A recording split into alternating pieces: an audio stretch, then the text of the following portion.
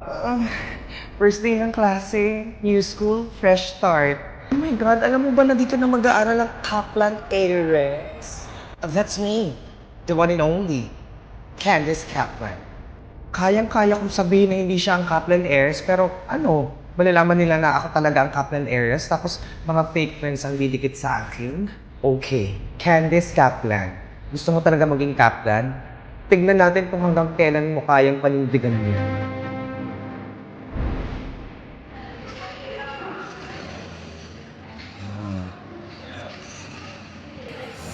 Candice! Ano nangyari mo sa Eli? Aksidente po lahat, Lydia. Hindi ko sinasadya. Naglalaro lang kami ng volleyball kanina. Tapos bumula, Dok. Kamusta po ang lagay ng anak ko? Okay lang ang anak mo. Pero tatapatin na kita. Papunta pa lang tayo sa exciting part. Your daughter is sleeping with my husband. Nabuntis ni David ang anak niyo at pumunta siya ng Amerika para ipalaglag ang bata. Ha? Sure ka, Dok? Si Candice yung tinutukoy niyo? Ah, Candice ba pangalan nito? Oh, I'm so sorry. Ibang pasyente pala to. Okay naman ang anak niyo.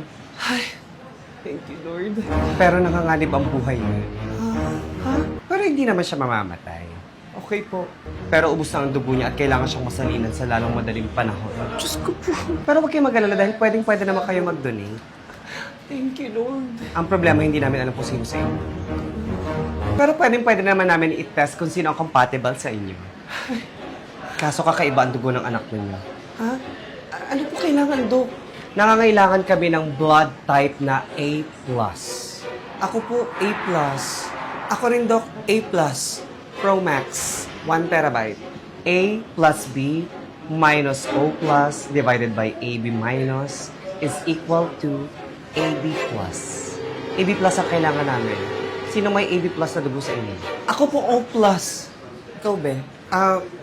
Ako, type C yata ako. Ano ka, charger? Blood type ang tinatanong ni Doc. So, saan po tayo hahanap ng ganong dugo? Ako AB+. Pero, bakit pareho kami ng blood type ni Candice? Ang mga Kaplan na ang AB+ na dugo dito sa Pilipinas. Paano nangyari yun?